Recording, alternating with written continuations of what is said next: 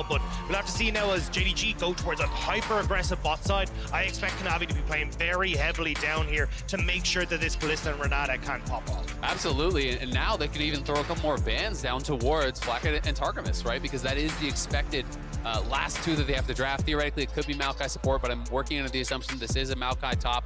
You know, throw a couple more bans down there, try to weaken up that G2 bot lane, and really look to punish here. Draven taken away as kind of that big early game answer, but Senna, Yuumi, Caitlyn all off the table. They can go to something like a Felios or whatever, but it is very vulnerable how strong this lane can be with Renata and Kalista, and it's one of the big strengths. We heard them talking about it on the desk, but Hope really impressed me so much because he can play all the hyper scaling carries. He can also dominate with these early game picks as well, and it's given JDG such tremendous flexibility throughout the LPL. And we've even seen it Worlds as well, right? This is his 5th new pick as well at the World Championship, and that's been paired with something unique as well in Missing. This flexibility in the bot side has been a big standout performer, but we're still seeing Hope having these pop-offs like the desk was talking about earlier, so we'll have to see exactly how they want to try and play around this. This is a bit of a Kanavi special if he wants to go for it, but Kanavi has been a main stage carry for JDG. Highest goal per minute, highest damage percent of any jungler at Worlds, at least at the start of the day. I think we're getting Renekton on 5 then. Yeah, we are. There we go. We're going to get the Renekton Nidalee, so they don't even care, man. They're just going to slap it down. We'll have to see how it can work out because Renekton Nidalee is about as early game as you can get. Renekton, Nidalee, Kalista. This is a game that if G2 can survive the early stages, they massively outscale when you're looking at Graves, Maokai, Tristana, Rell, you know, all these picks that are going to be very, very strong in the later stages of the game. It's going to come down to execution here for JDG. Obviously, we saw Nidalee come out once already. Inspired did run it against G2. It did not look good whatsoever. But this is Kanavi. It is another beast. And this is 369 Renekton, which is so terrifying. 369 in playoffs on Renekton. It felt like anytime he locks it in, it's a guaranteed solo kill. And it feels like at the moment you really want to try and get Missing to be working alongside Kanavi as well, right? So it feels like trying to push in on bot side, then unlock Missing so he can actually play with Kanavi, set up for that vision that JDG have been so good at doing all year long. It feels like that's where they're going to be trying to support Kanavi and again see if they can go for those dives on top side. And while it is a bit of a surprising pick to actually see the Nidalee slap down here, Kanavi is not shy to stray away from the meta. This is a guy that was bringing out Morgana when no one was playing it. He's bringing out the Bel'Veth when no one was playing it, and now bringing out the Nidalee here. And you have to wonder, are they trying to bring this out against G2 to make Damwon worry later on, you know, about these picks, to make future opponents worry about the possibility that they could go full on early game and just run you over? I think it really could be helpful, you know, coming into that BO5 stage for the drafts, but they have to be able to execute on it. They have to be able to make it look terrifying here against G2 if they want people to respect it later on in the tournament for pick and ban. And I think it's great to see Kanavi kind of going back towards this style, right? We kind of talked about in the LPL in summer how he shifted to playing more towards his lanes, more so than what we'd seen in 2021 or even 2020, the last time JDG were at the World Championship. But now we're getting kind of go back to that 2020 style where in spring he was a big Sylas jungle player, the Nidalee jungles, the Graves jungles. It feels like Kanavi's getting back to that position where he can show what he is worth and how to play carry from the jungle. Oh man, I love the banter. Jankos in all chat. Damwon Nidalee, wow. Jankos with all the Nidalee memes about himself as well. But will be a scary one. I mean, definitely, you know, if Kanavi can really push the pace here, this could be terrifying. He is playing Electrocute, so definitely going to have the early game burst here potentially. I'm interested to see, you know, how much it's going to be about, you know, looking for the invades and looking, you know, to try to steal away those camps. Alrighty, well, keep in mind there's a Prime Gaming giveaway, 150,000 RP to several lucky fans every single day of Worlds. Check it out. The lower third down there. Get in, get your free RP. If you get lucky, would be pretty nice. Broken Blade spotting out what might be an invade, but just sees that 369 is only spotting the jungle start. We'll try to see what Jankos is up to. The sweeper is on, missing will, yeah, be able to get the 10 gold shared over, they get the XP, and it's going to be the red buff invaded and started for Kanavi. And I like the start as well already, right? You want to be trying to play for Hope and Missing so they can play aggressive on the spot side, especially Hope going for the exhaust and ignite. They want to try and go ham in this lane, so having that map split could be really good for them. And I'm actually really, really interested to see, you know, if Kanavi is going to go back towards topside and try to defend his own top quadrant, though, because you have Renekton as a pushing lane here, and you do have Sylas, you know, pushing through mid, so he's actually going to retreat back to his own red and go for the drive-by gank onto Caps. Caps wants level 2, though, doesn't get enough minions to make it happen. There we go, finally has maybe a shuriken flip. Is he the energy? Out goes for the stealth, and he will stay alive. I just think this is such smart pathing here from Kanavi. Yeah, you could play split map, but you want to play to the side of your Renekton. You have a pushing lane top, as Broken Blade's likely going to have to recall here. You know, 369 was proxying the wave you can see on the mini-map. Yagao was pushing so heavily through mid, really trying to contest this to make sure there's no opportunity for Jankos to actually counter-invade and take away the enemy red. So now Jankos is just going to have to take the L on this and accept that he's going to be down a couple camps. And you can see Kanavi cheats up towards topside, takes the Raptors. Now he's going down towards blue, so he can actually have a late take on the red and then use that potentially towards a top lane gank later on. So I think this is really, really smart, and there's not really any opportunity for Jankos to get something back. And it's only going to become more dangerous as well for Jankos because you've got help in mid now for Yagao. He can continue to bully out caps. You've already got control for 369 on top side. Bot side is fully in favor of the pushing 2v2, so Kanavi can now play off of pretty much any side of the map he wants. Slash engage going to land there for the first stun. Hope could be the easy target there. Going to stay in range. They blow up the cast. And it's first blood into a jump. And missing, might be missing his entire health bar. Stun's going to land. Another rocket jump available, but still, it's going to be the 2-0 start of the bot side. And that's just a sloppy play from Hope and Missing. You know that Jankos is on bot side. He got spotted out by all that vision you put down early, but staying around too long trying to crash that wave, and great punish from Jankos to get in there. Yeah, great punish from G2, but I agree. Very, very sloppy stuff from JDG. That was literally warded out, right? Like they saw that Graves had 3 wards actually in the enemy bot lane. They have now expired, but they should know exactly where Graves is. They knew he didn't go up towards topside, so pretty shocked that they just played that disrespectfully to the enemy jungler, and now you give over a couple of easy kills here, 1 to Jankos, 1 towards the Tristana, and now they're not really even behind at all. You know, they're looking really, really good. Oh, that was so nice, though. W flash into Crashdown is, I mean, that's just really good by Targamas. Yes, they should have been autoing him, but that is honestly perfect play from the G2 support. Yeah, it just feels very, very strange here that you're not expecting that to come through. You've already got the wave crash. You could have just reset, gone back, spent your gold and come back in, but now kind of giving over that pressure on the bot side. I like that Targamas immediately tries to help out mid as well, because just trying to correct some of these lane states can then make it very difficult for Kanavi to actually have the support he needs if he wants to try and keep Jankos in tow, especially when you see that CS discrepancy in the jungle. Well, yeah, I mean, there's a big CS discrepancy, but Jankos is up gold now, right? Yep. Because he actually got gifted, you know, a pretty free kill there and the assist, and Jankos right down towards bot again. X-Flash coming in, they're going to go for this. He's going to get the flip back into the stun, into the rocket jump, the combo they wanted to go for, and Hope is certainly going to die. And can they get a bit more, though? Gets the rocket jump to push in for the next one. There's the reset, and Missing, he's going to drop a double kill in for Flakked. G2 are crushing the JDG bot lane, playing so disrespectfully. And Jankos is down here time and time again. G2, 1.3k gold ahead here, only 5 minutes in. 3 kills on the Tristana, a full 1k up on Hope. Oh, that's Broken Blade with no agency left. He's got no mana. He can get his passive and a grasp off maybe. But the Kanavi jump in.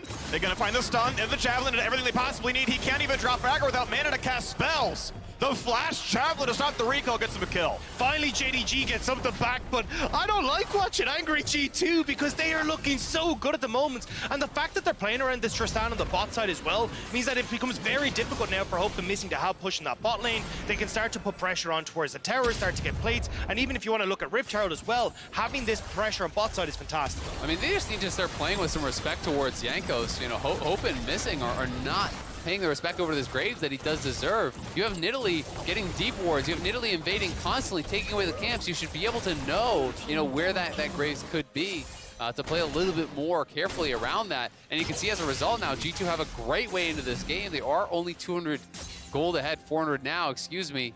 But it's a massive Tristana this early on, and Flakked will have the opportunity to carry this game. And that's where I start to get a little bit worried as we go Caps and Yagao. Well, that's an Akali ulti taken. Can he fight? Yes, Sweeper's gonna spot where he's moving. R2 is free targetable. Doesn't go for any more. I don't know if Cap's gonna be able to flash it and lock onto the tower, but doesn't go for the play. Yagao just about out of mana there as well. You'll see picks up a little bit there, so didn't have the follow-up, any sort of ability after he got in for the perfect execution, so decides to call it quits. JDG, though, using that pressure in mid, now moving down over towards this dragon.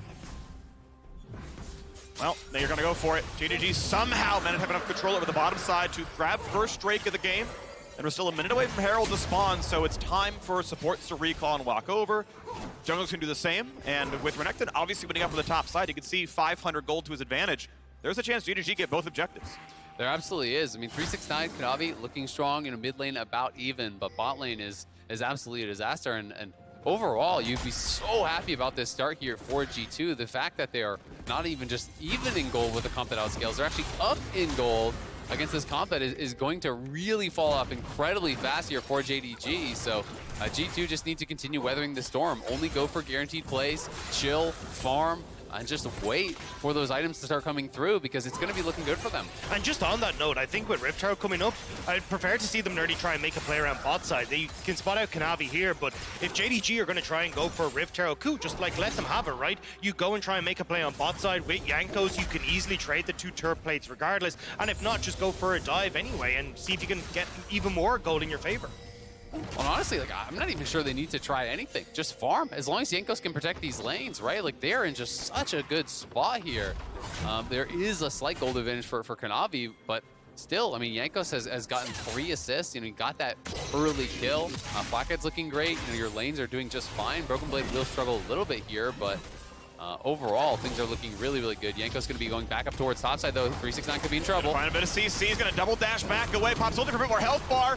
Gets the empowered Q, and now with Kanavi behind him, he's going to be okay. I don't think Broken Blade can get any more CC down. That is an ulti for an ult. TV back in. Everyone's going to be okay. Well, it could give G2 cryo towards his Herald, but here comes Kanavi. Oh my god, that burst.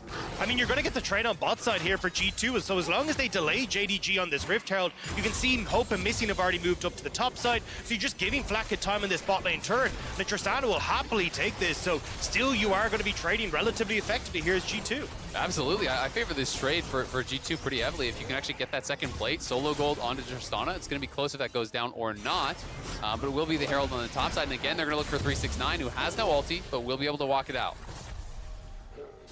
Might have to rest right there on Jankos' side as there are still 4 top side, and this could be the entire tower dying. Just got some alone time, but yeah, that actually could have been a pretty good Sylas combo. Jump in, land a stun, ulti would nearly kill. But if they want to summon here with 4 there, although with Caps walking up, looks like maybe there's no play. This is the chance at a 4v4, and they don't go for much. I'm surprised to see them commit so many resources up towards that top side, though, for G2, right? You'd already cleared the wave. You had your wave pushed into mid. Caps could have tried to get a turret plate for himself. Instead, now, we're having Yagao trade those plates on the bottom side, getting kind of an answer for what Tristana had already taken, and now you're putting Rift Herald top.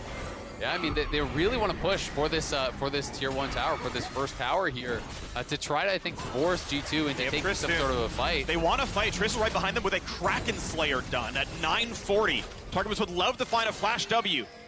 You can see Hope's early flash. Targamas, he really wants some kind of engagement. This is not going to happen. Pretty much anything that he picked on would have died to Triss with a full combo, but it's going to be a bot wave dying to bot lane tier, to the bot lane tower, and top lane tower itself dying. Yeah, and Caps actually roamed up as well. Yagao, you know, maybe able to get a plate off of this. We'll see if he feels confident to actually step forward or at least stay in range as this plate does fall. But that's a plate bot for Yagao. Then he comes mid, pushes that in, gets the plate there as well. So, you know, Yagao getting about a kill's worth of gold over this last minute. And that's not even including the first strike that he has there as well. So he's going to be very quickly accelerating. You can see there just on the left-hand side of your screen, 4,000 gold for Yagao. Quite a substantial amount, 600 gold over Caps as well. I mean, Flakked's leading the charge, so he's definitely going to be the one JDG need to be worried about, especially if you start to get more of these turret plates. Oh, Kanavi over the wall spots one. Does not land on target. Let's get sidestep there as the turret still takes its shots. We are still pretty far away from turret plates dropping, and Flakked again. Literally up a mythic on his opponent right now. Yeah, I mean, Hope hasn't been back to base in forever. He just has that early Vamp Scepter here, so JDG do not want to fight around Hope whatsoever, but that is not the spot you want to be in here with the Kalista. When your Kalista is just kind of praying for little bits and scraps of farm here, it's really a bad spot. And that's why I love the way G2 are playing this. They're consistently keeping Flakked out on the map. They know that in 30 seconds, Dragon is up. Well, if Kalista doesn't get a reset, well, we just have that mythic advantage for the team fight. So that's actually somewhere where they can try and use that advantage. Even here, Flakked and Targamas trying to see if they can stop Hope from resetting, knowing they can use this. No chance they want to walk away from the top lane right now. They love to get the turret to kill. See if you can deny any farm down there. Only a 6 CS difference among the top laners, so those who actually shoves the wave in. Broken will have to get his back. A pull in, not bad. Targamas half HP.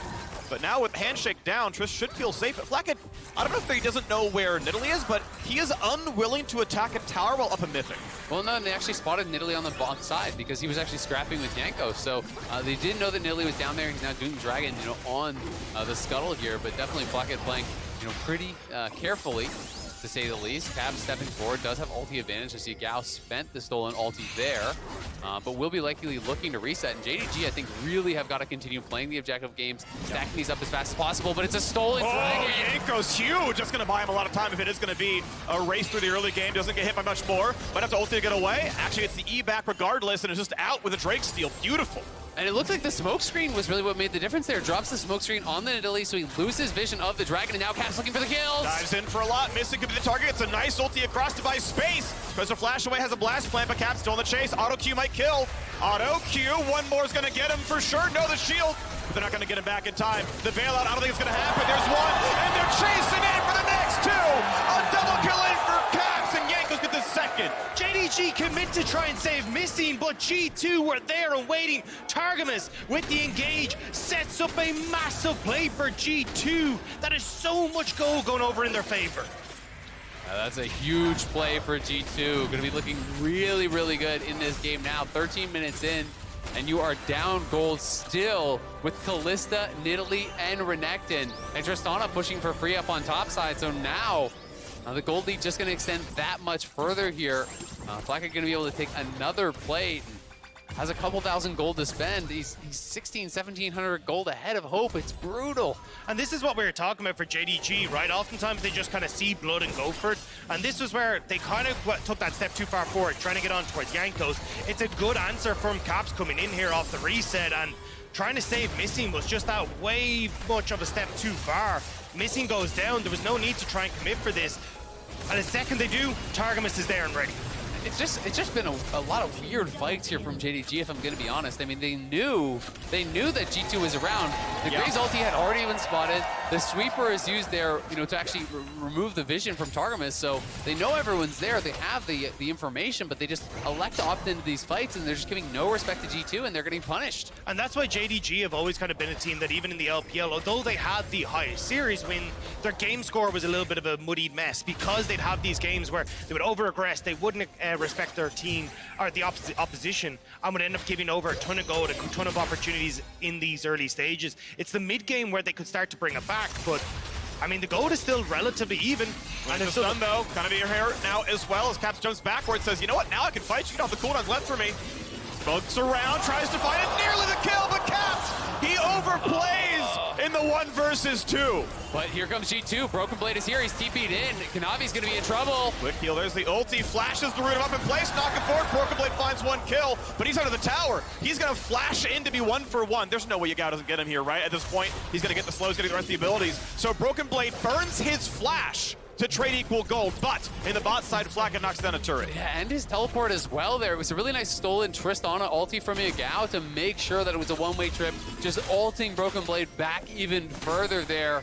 Yagao getting paid off of that. 2 kills back-to-back. Caps tries to get really aggressive here. Does end up paying the price. Yagao is really like the only character, that can kind of scale very well here for JDG, arguably missing as well. So there is going to be a lot of pressure on Yagao to get things done in this game. And I agree with you, Jack, that, it is more the mid game, the late game where JDG really do excel. But the problem is the compositions in this one, right? The compositions are so heavily in the favor of G2 that if G2 can play, relatively evenly throughout this next 10 minutes, it just should be their game. Caps gets the grab with reinforcing to the Krugs. They will not go for any more on the G2 side. Not sure if they had any vision, but it doesn't matter.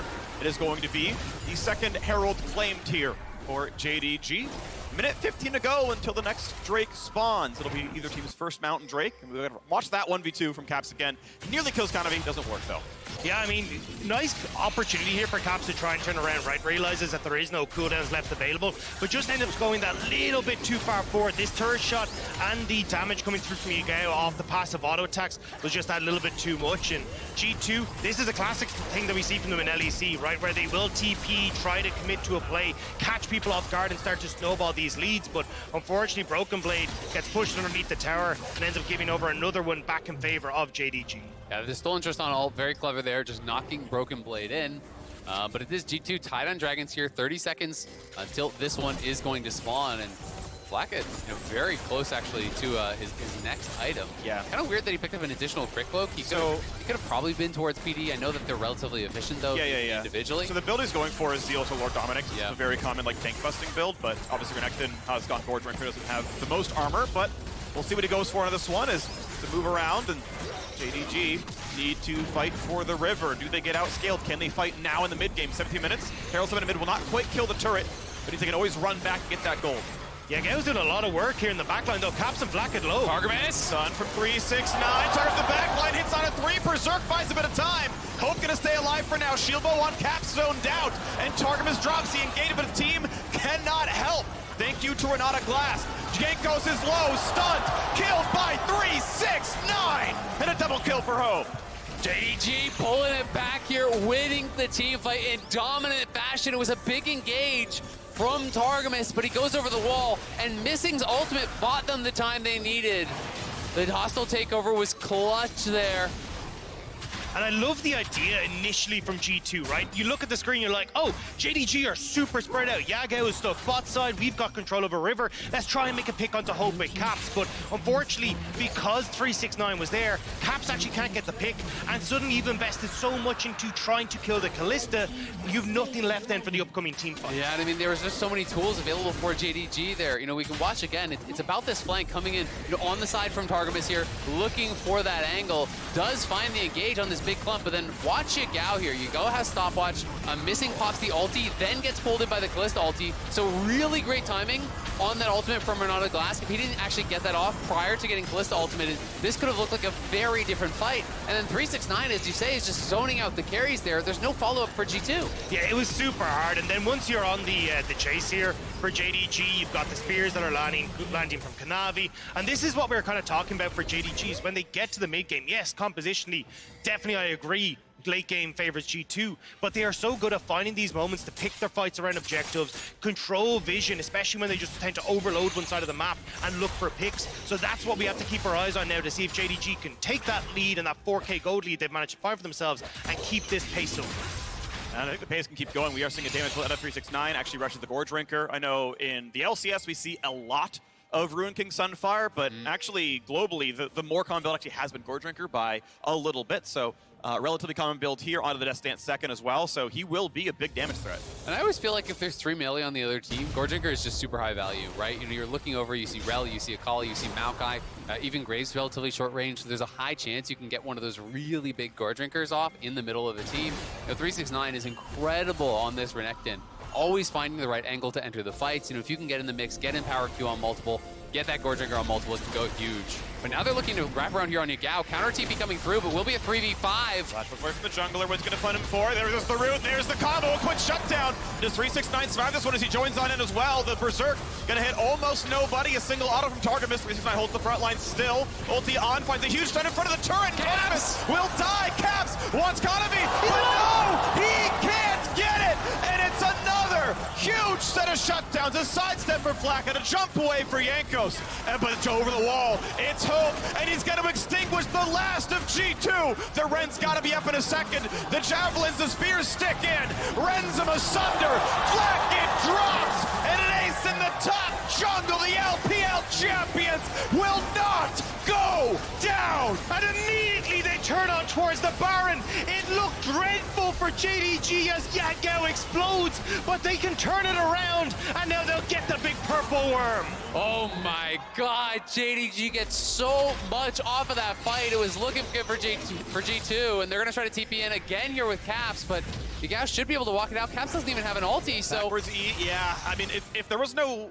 Okay, flash for it. There's a stun out of Targamas. W over the wall. They're going to get the CC, but is it enough damage is the problem. He steals Rell ult himself. Gets a bit more damage done, but he's lower and lower, and Caps lands his second shuriken flip.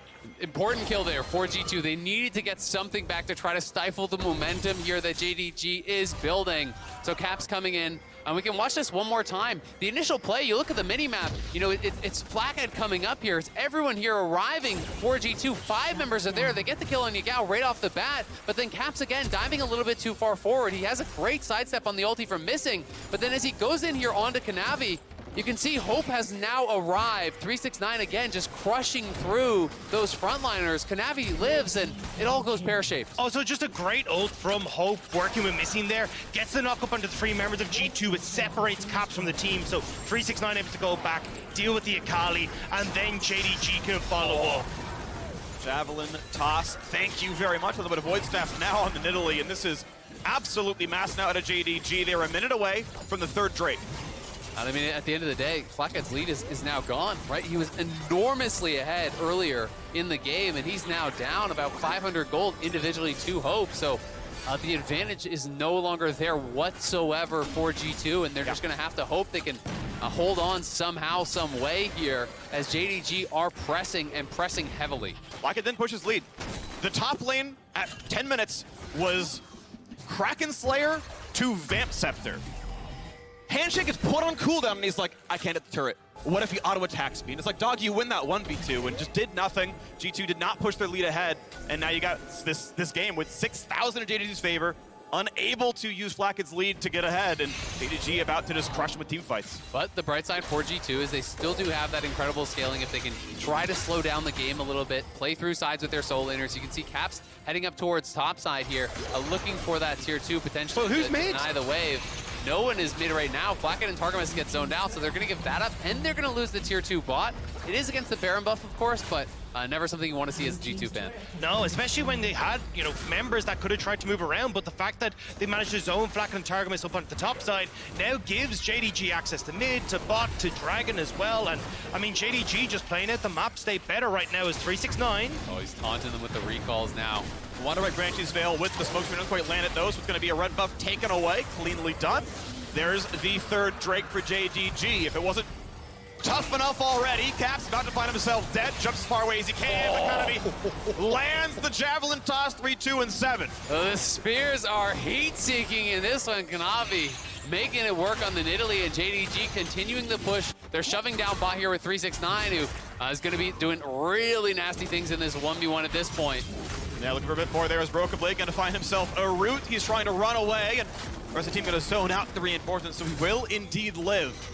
But no mana has to regen onto the base, and with Caps dead as well, this is 5v3. Look at middle inhibitor. I mean, they would be able to get middle inhibitor. 369 is push on bot, so they can just send themselves on over towards that one as well. I mean, G2 crumbling now. We were talking about JDG being behind, but suddenly we hit this mid-game, they get that slight lead, and they are powering home. Well, and we're just seeing the difference in team fighting, right? The difference in coordination. JDG, you know, just outplaying in these 5v5s.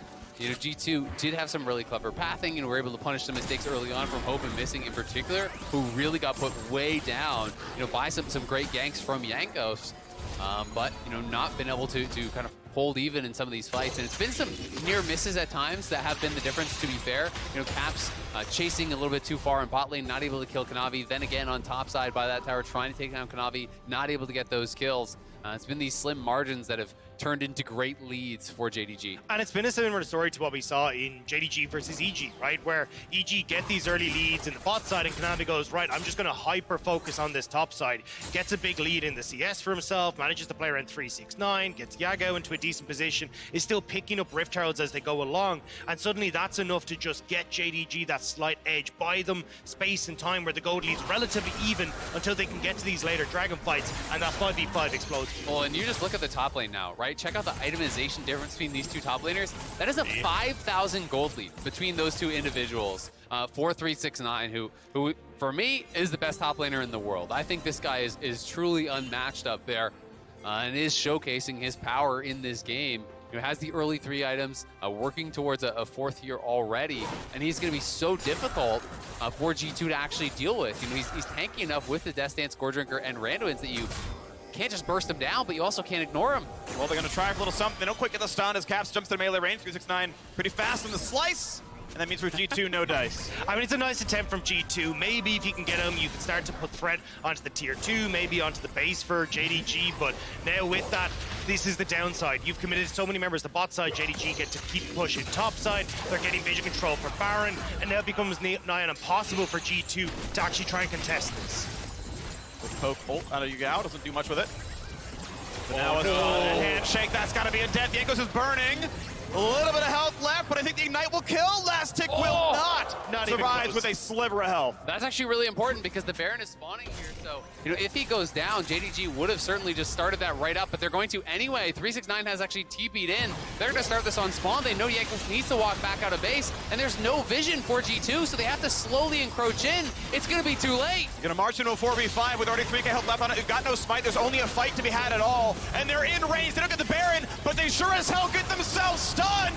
G2 are too late to do anything but watch their teammates die. 1-0 so far. 369 in for a second stun. Javelin's gonna land. Targamas buys a second, but it won't be much more than that. The second death is already there. Make it a third. Caps is here to serve himself up as well. He's got nowhere else to go.